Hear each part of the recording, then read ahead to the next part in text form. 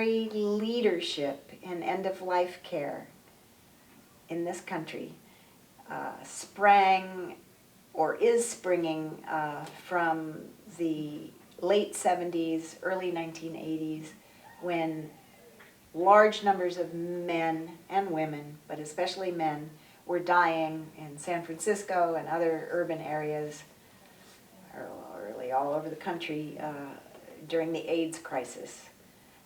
Men and women estranged and rejected from their families, by their churches, by their clergy. The community was in a terrible state because so many people were dying of an illness that seemed to have no origin, and there was no understanding of the situation.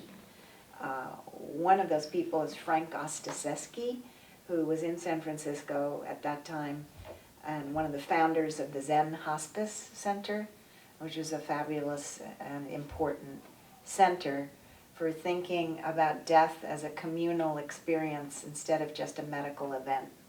So when you really look at what we do today with home funerals, green burials, new kinds of funerals, and a return to simplicity and personalized attention, it comes from that time where people were dying and the funeral business was unable to manage the care of the bodies properly, and also wasn't providing venues that were satisfactory to those new family systems.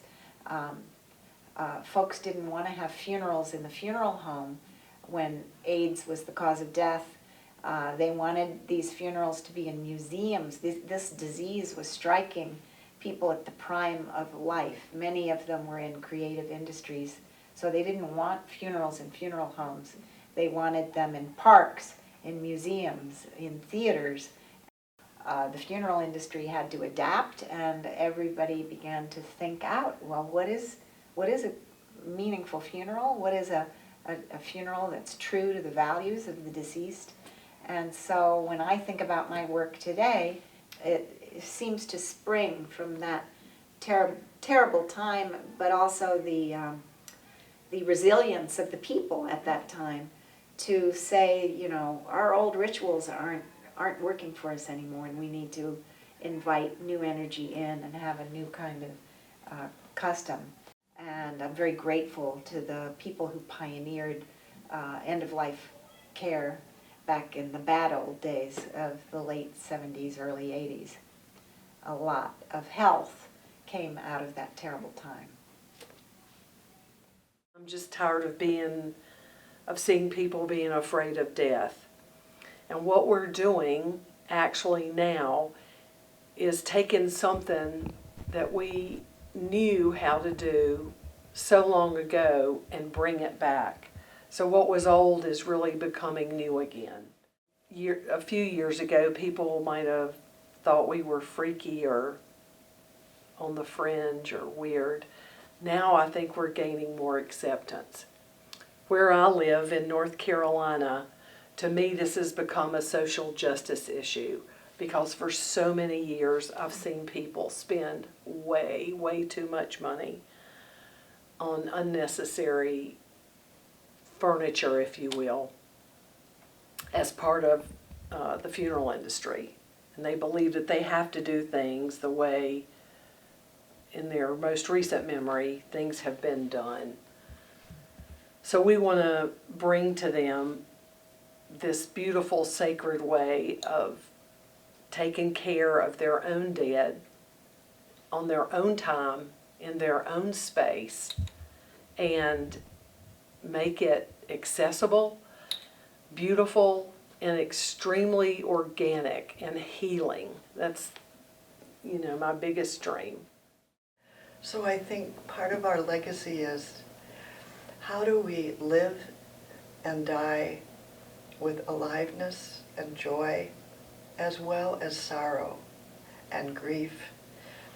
And so that's been my journey now, to journey with other people, because this territory is fraught with regrets and sadness and what ifs.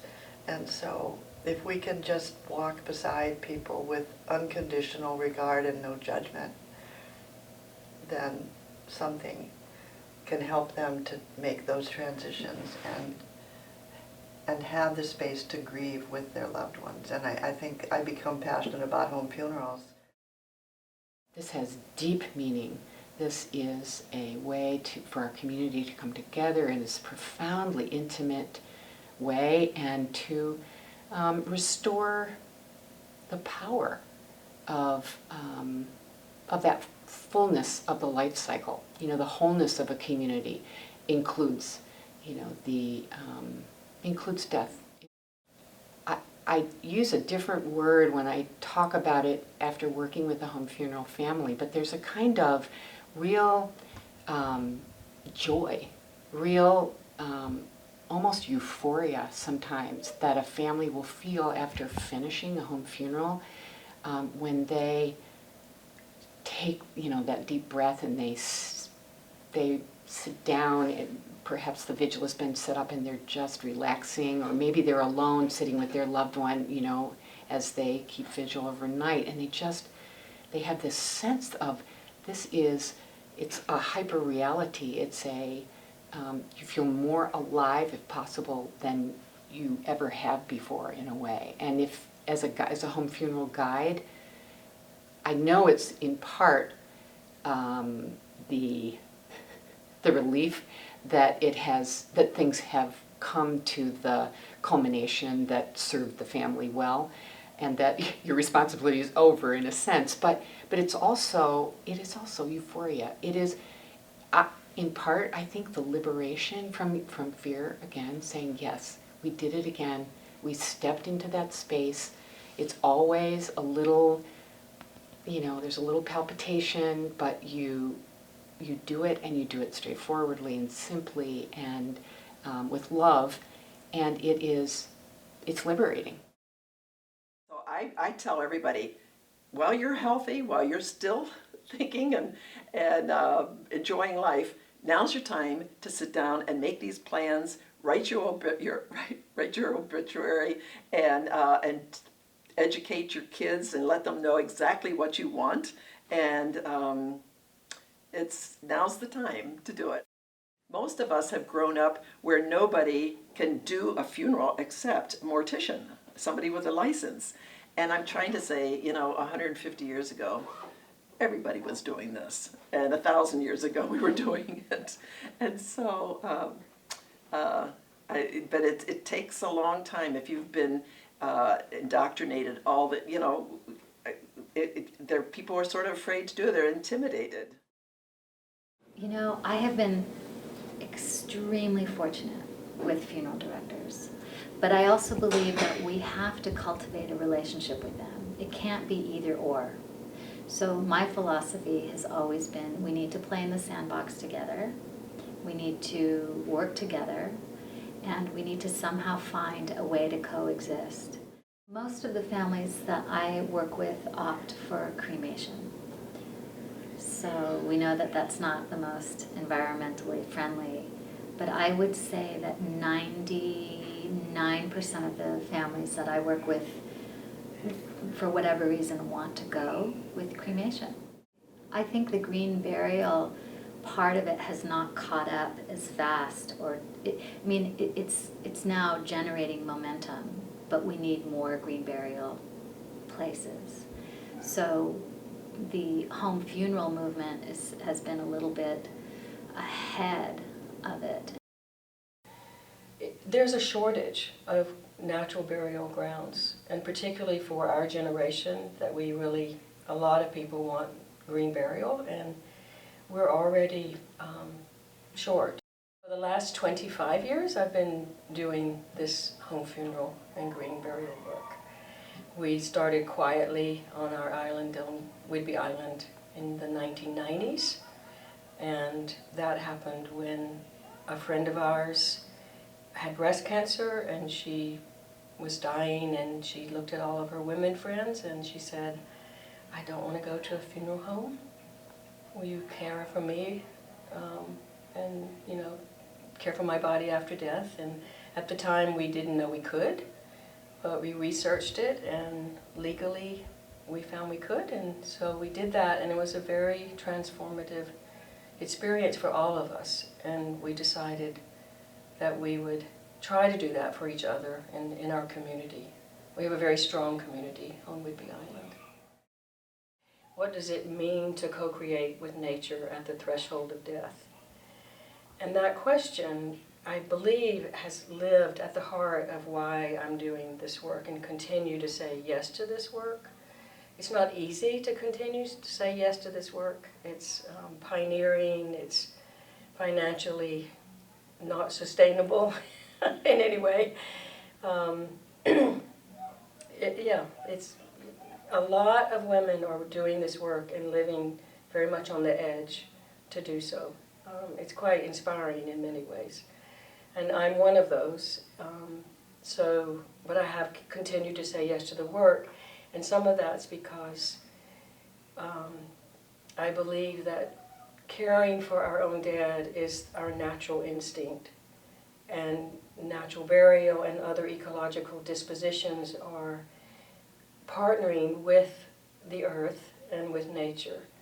Again, we used to do this, and we're recovering it in new and wonderful ways. And I learned that it was important to acknowledge that people have very different needs when it comes to a funeral. And what may be absolutely almost to the point of appalling for some is extremely comforting for others. And that I'm not to judge. And that's what I learned along my journey. And that a home funeral isn't for everyone, and a big fancy funeral isn't for everyone. But everyone deserves to be honored. As a end-of-life navigator, I try to work with my families to see what will work for them. What is their expression? What is their way of celebrating life and honoring death?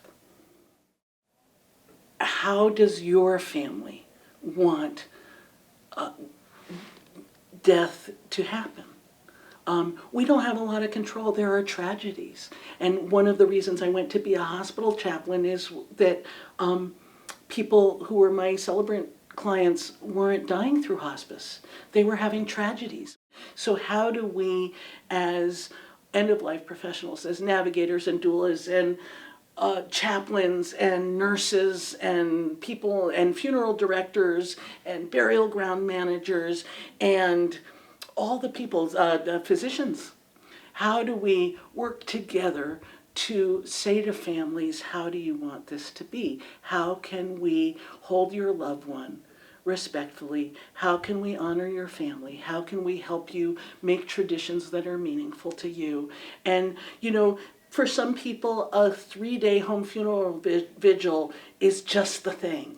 It's what their community needs to dig into. For some people, that moment when their loved one has died in the nursing home, to just slow it down. And the nurse might say, which funeral home can we call for you? Well, you can say, let's not call right away. Can we please have an hour to gather, just our family, and sit here and tell stories and sing, or wash our loved one, or touch and be together. And all, you know, somewhere between that hour and the 3 days or so, all of that is what is a home funeral.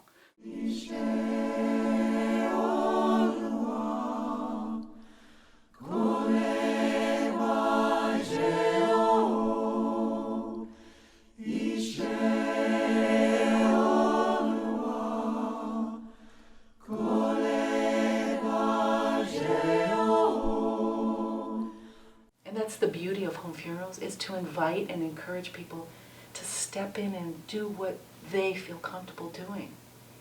You know, I think it's just so important that we have no we as home funeral guides and support, we don't go in with any preconceived ideas and notions of how it should be. And just allow and invite and create the space for the family, for the friends, to step in and let them know, yeah, it's okay.